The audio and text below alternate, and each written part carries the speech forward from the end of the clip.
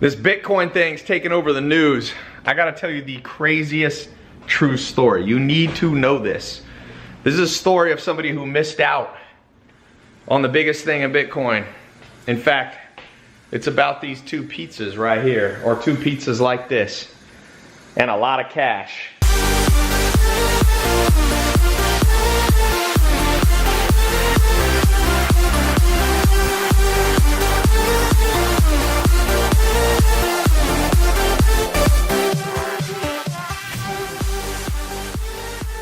Welcome to your daily crypto news.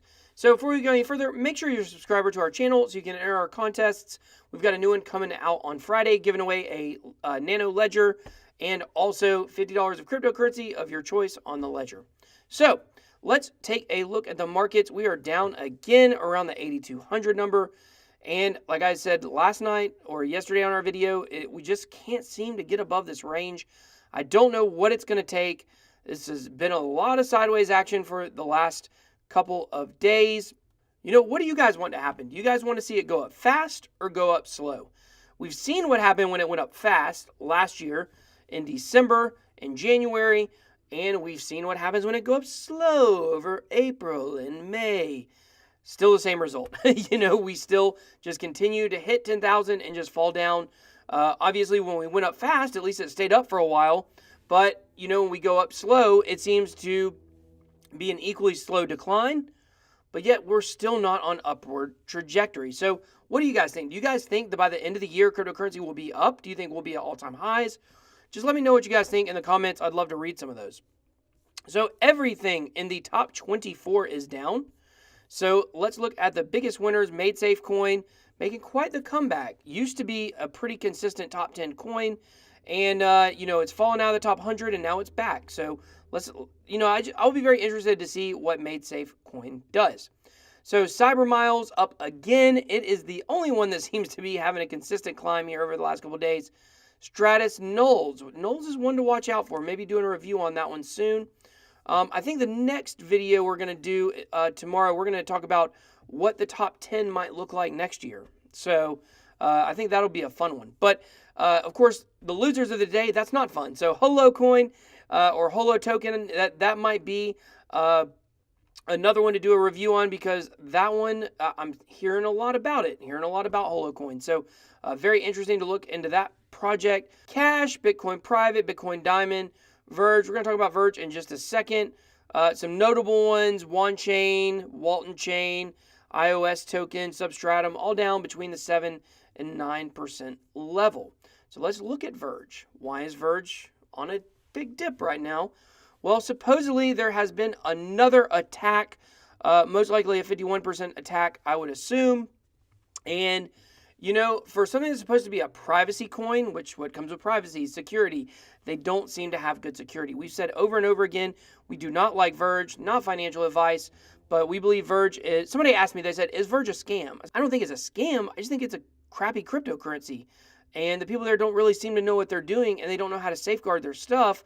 They've shown over time they have a bad marketing team that is just full of hot air. So, you know, I don't know. Another hack on Verge, if I were you, I would probably run the other way from Verge. I think this thing will implode. It's not BitConnect. It's not an absolute scam. They're not trying to steal your money. It's just a crypto that's ranked too high, and the people running it don't know what they're doing. I think that's pretty obvious. So let's look over here. So I found this little chart where it talks about where cryptocurrency was in November of 2017 to where it is today. And you can see some of these are absolutely huge gainers. And, you know, not all of them, of course. So, but most of these are up quite considerably even from November. Of course, if we factor in December and we factor in the crash, then, you know, that's one thing. But look at Redcoin. It's up 677% since then. Tron up 3,900%. Really would have liked to have got into Tron there around November of 2017. Justin Sutton, where were you? Why did you not tell me? I need an announcement that I needed to buy it back then. So anyways, so just remember, even though we're stuck in sideways action, markets don't seem to be doing well, there's a lot of potential out there. So the SEC, or U.S. Securities and Exchange Commission, released a statement on the NASAA's announcement of an enforcement sweep targeting fraudulent ICOs and crypto asset investment products. As he goes on in this article to say, that's why we put out HowieCoin. That's why we put out this fake cryptocurrency ICO website to show you how easy it is. So the NASAA did a huge sweep and obviously rounded up a bunch of ICOs that were fraudulent.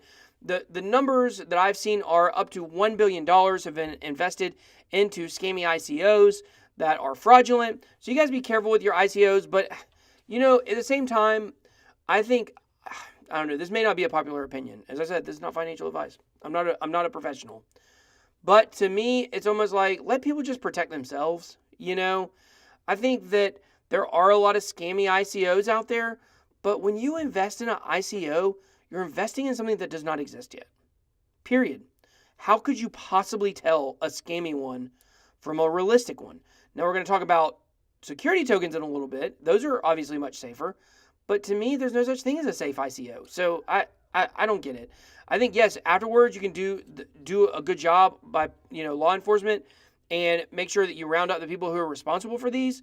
Because, yeah, they're bad people. But at the same time, you should not be investing into an ICO without, number one, realizing it's gambling, and number two, doing it with money that you can afford to lose. So, I don't know. I just feel like maybe it's kind of like evolution a little bit, or survival of the fittest. Like you do dumb stuff, you get rewarded with dumb prizes. So, if you've invested in an ICO and it turned out to be a scam, like, in my opinion, don't feel guilty about it. Learn from it, So, anyways, that's my rant probably for this video. So Google courts Ethereum founder for possible cryptocurrency project. So Google apparently reached out to Vitalik Buterin and asked him if he would be interested in joining their team. They said something to the effect of, it would make sense for you or in the near future to come join our team. And I don't think he wants any part of it. So it seems like he is, he's all for decentralization. He also sees some problems with cryptocurrency. But I don't think Google is probably a place where he wants to go work.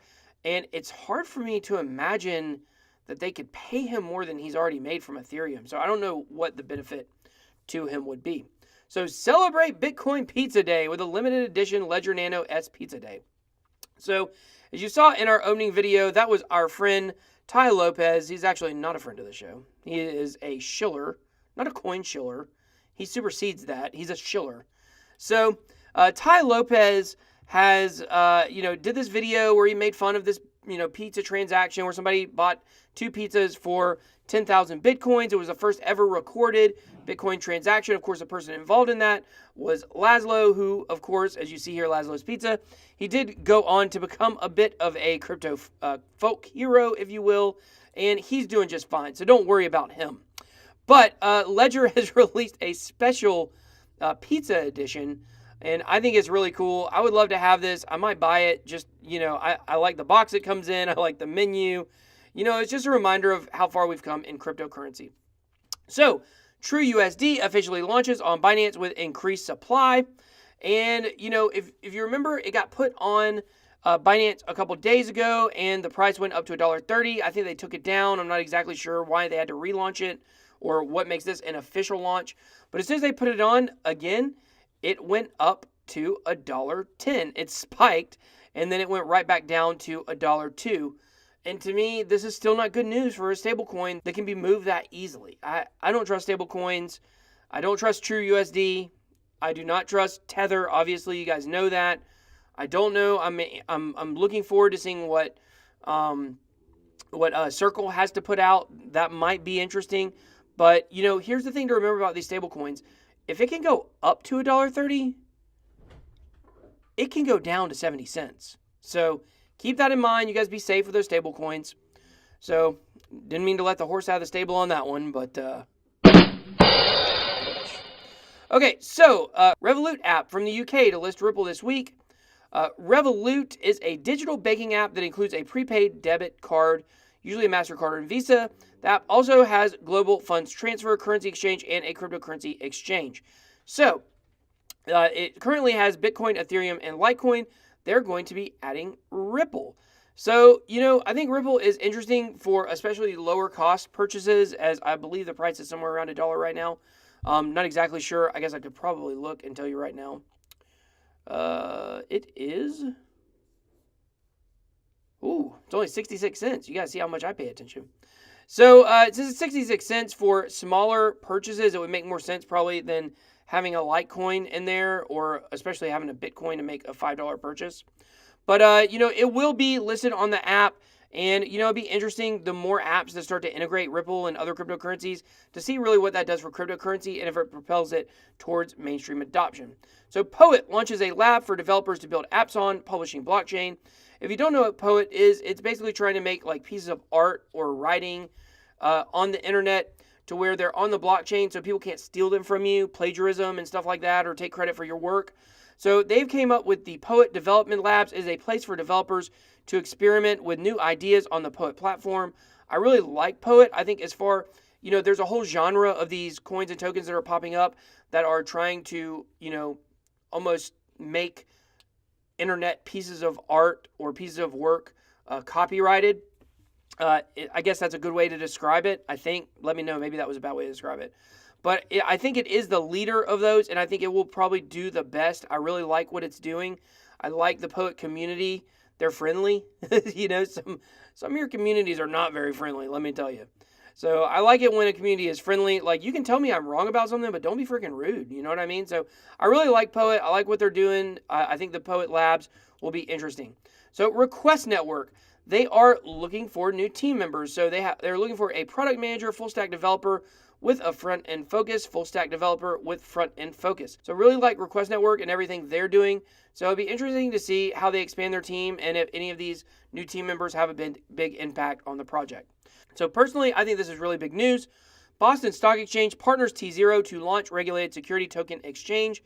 So tZero is an Overstock subsidiary, and they are seeking to launch the world's first crypto security token exchange. We've talked about security tokens. We've talked about what the difference between ICOs and STOs are. We've talked about polymath. At some point, we'll do a full review on it. I feel like probably it'll be a little bit, though, because we've talked about it so much recently. But, if they are able to do this and launch the first one, regulated security token exchange, this could be absolutely huge. This could be the bridge between Wall Street investors and cryptocurrency, or even your average Joe investor in cryptocurrency. If they invest in something and a security token is backed by a real-world asset, so either by a business, by the profit of a business, it has something behind it so that you guarantee that they're not just going to get up and run off with your money. And that's what people are looking for in cryptocurrency, especially after January, the crash. I'm telling you guys, that one of the reasons why we're having a hard time getting back on track is because of all the people who invested money in December and January and got burned. I have a close personal friend of mine who invested a good amount of money at the very, very, very, very peak. And I feel bad because I kind of talked him into it, I guess. I didn't know as much about cryptocurrency as I know now. I was in it, but I didn't know nearly as much as I do now. And I feel bad, but I can tell you, he will not be investing in cryptocurrency again. It's hard to imagine a level it could get to and a speed it can get to where he would say, you know what, that's a good idea, because he's always going to think he's at the peak. And so a lot of those investors in December and January feel the same way. So a security token exchange may be the bridge we're looking for. Not really sure. Regulation, I think, does need to be a part of the puzzle as we move forward. So I thought this was a big story. So I hope you enjoyed today's video. We went over so much stuff today. Can't even remember it all. But don't forget to subscribe to the channel. Smash that like button. And until next time, that was your Daily Crypto News.